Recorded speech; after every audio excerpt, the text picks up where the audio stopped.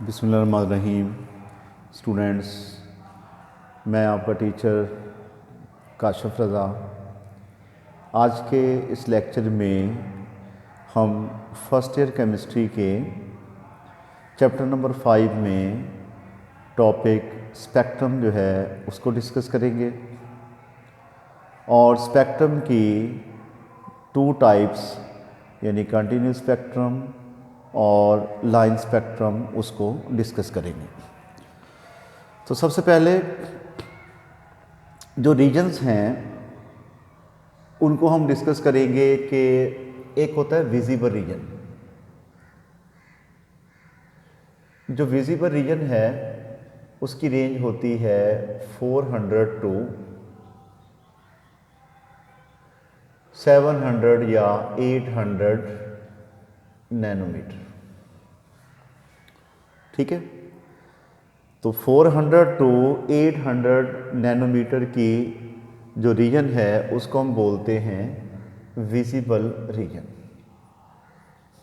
Visible region यानी कि इस रीजन में जो भी वेवलेंथ आएगी उसको जो है वो हम आसानी से देख सकेंगे।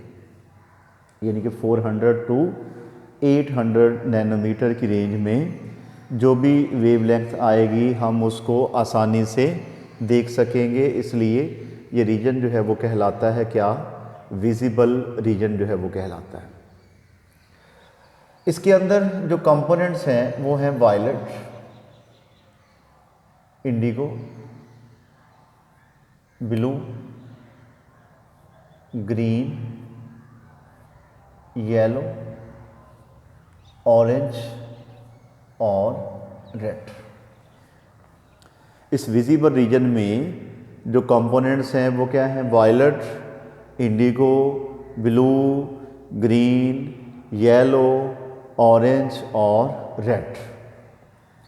इससे जो नेक्स्ट रीजन है वो 200 नैनोमीटर तक है, उसको हम बोलते हैं यूवी रीजन यानी कि अल्ट्रा वायलेट रेडिएशंस का रीजन। वो 400 टू 200 नैनोमीटर तक होता है। और अल्ट्रा वायलेट रीजन से जो अगला रीजन है वो होता है एक्सरेज का। एक्सरे से अगला रीजन जो है वो है गैमा रेज का, और गैमा रेज से अगला जो है वो सारा वो हो जाएगा कॉस्मिक रेज का।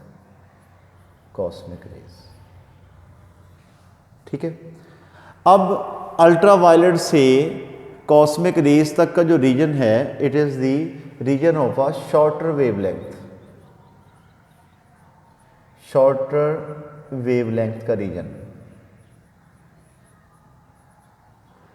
तो जितनी वेवलेंथ जो है वो शॉर्टर होती है उतनी ही एनर्जी क्या होगी?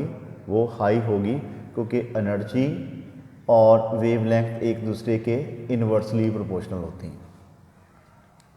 ठीक है, तो ये वाला जो रीजन है ये सारा क्या हो गया? हाई एनर्जी का हो गया। High energy radiations.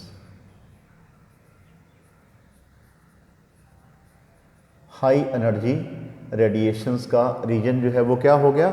Ultra violet से पीछे जो भी रीजन है इन सब की एनर्जी क्या होगी?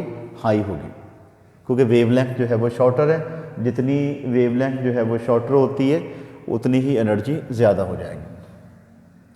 और रेड से जो अगला रीजन है उसको हम बोलेंगे इंफ्रारेड रीजन, और इंफ्रारेड से जो अगला है उसको हम बोलेंगे माइक्रोवेव्स, और माइक्रोवेव से अगला जो रीजन होगा वो हमारा रेडियो वेव्स का हो जाएगा। इन सब की इस रीजन में, इंफ्रारेड वाले रीजन में जो वेवलेंथ है वो लॉन्गर होती है और एनर्जी जो है वो कम होती है। यानी कि लो एनर्जी रेडिएशंस जो है वो इस रीजन में होंगी। Low energy radiations.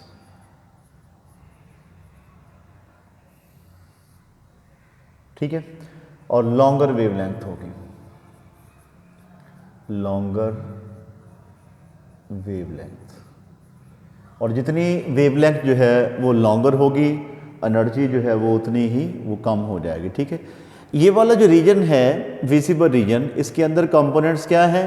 Violet, indigo, blue, green, yellow, orange और रेड। तो सबसे ज़्यादा वेवलेंथ जो है वो रेड कलर की होती है, इसलिए रेड कलर जो है वो हमें काफ़ी दूर से जो है वो नज़र आ जाता है। जितने भी खतरे के निशान हैं, जितनी भी ब्रेक्स वगैरह हैं, उन सब के सिग्नल जो है वो रेड होता है ताकि वो दूर से जो है वो नज़र आ सके।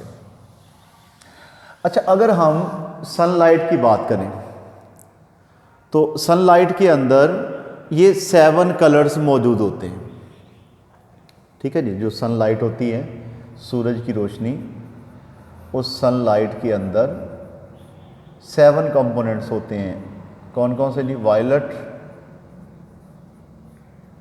और उसके बाद दूसरा हो जाएगा इंडिगो, और उसके बाद ये ब्लू, ग्रीन, येलो,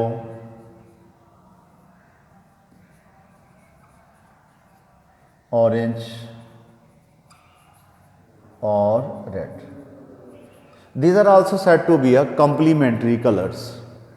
इनको हम कॉम्प्लीमेंट्री कलर्स कहते हैं। 7 कलर्स, ठीक हो गया।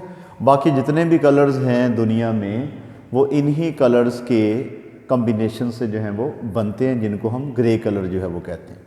इन कलर्स के अलावा जो भी कलर होगा वो क्या होगा? ग्रे कलर जो है वो होगा, क्योंकि वो इन कलर्स के कॉम्बिनेशन से ही बनाया जाएगा। तो हम बात कर रहे थे कि सनलाइट जो होती है उसके अंदर ये 7 कंपोनेंट्स जो हैं वो मौजूद होते हैं, और हर कलर की वेवलेंथ जो है वो क्या होती है? वो डिफरेंट होती है। हर कलर की वेवलेंथ जो है वो दूसरे कलर से क्या होगी? डिफरेंट जो है वो हो जाएगी। अच्छा, एक ना प्रिज्म ये आपके पास हो गया जी, प्रिज्म तो कहेंगे जी प्रिज्म ग्लास का बना होता है।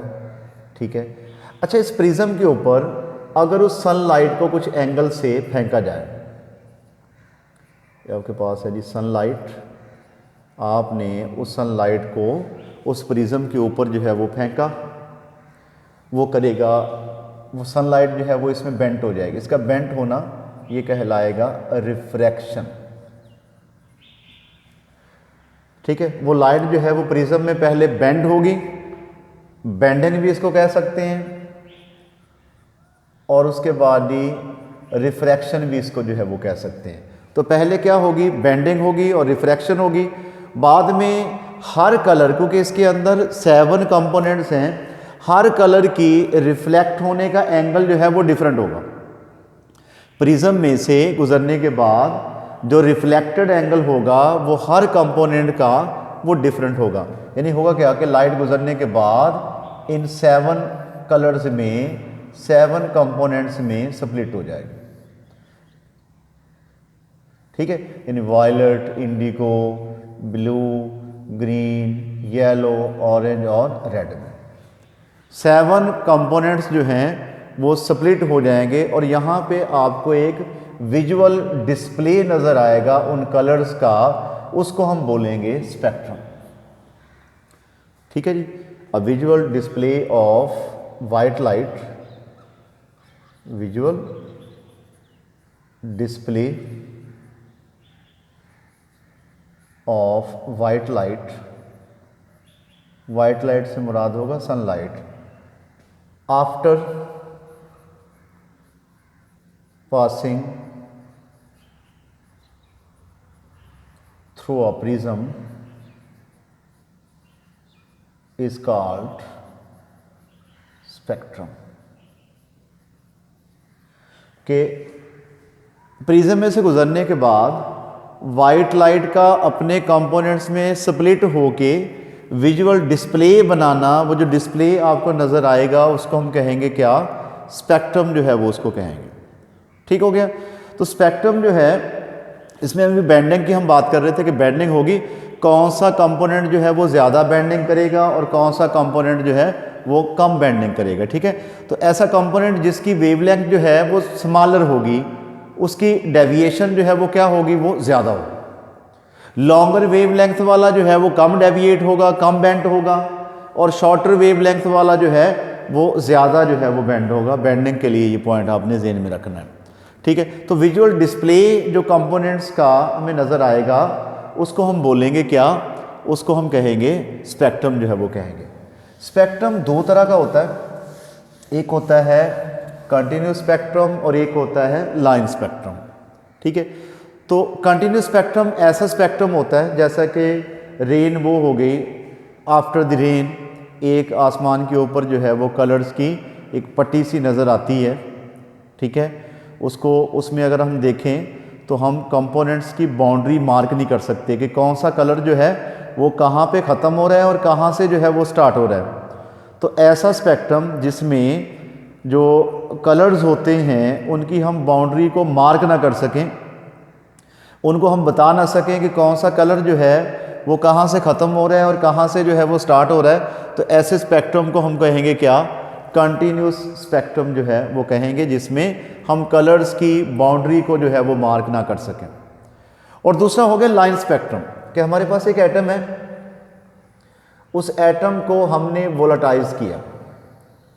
वोलेटाइज से मतलब होता है कि उसको हमने हीट किया। जब उसको हम हीट करेंगे तो इलेक्ट्रॉन जो होंगे लोअर एनर्जी लेवल से वो हायर में चले जाएंगे। यानी आपके पास ये E1 इसका अगर लोअर एनर्जी लेवल है एटम का और E2 जो है वो हायर एनर्जी लेवल है, तो इलेक्ट्रॉन क्या करेगा, लोअर एनर्जी लेवल से कहाँ पे चला जाएगा, हायर एनर्जी लेवल में चला जाएगा। और न्यूक्लियस के पुल की वजह से जब वो इलेक्ट्रॉन वापस आएगा तो जितनी एनर्जी उसने हासिल की थी वो रिलीज़ कर देगा। उस रिलीज़ होने वाली एनर्जी को अगर हम फेंकें फोटोग्राफिक प्लेट के ऊपर, तो फोटोग्राफिक प्लेट के ऊपर नंबर ऑफ लाइंस जो है वो अपेयर होंगी, नंबर ऑफ लाइंस जो हैं वो अपेयर होंगी। तो उस स्पेक्ट्रम को हम कहेंगे क्या, लाइन स्पेक्ट्रम जो है वो कहेंगे, ठीक है।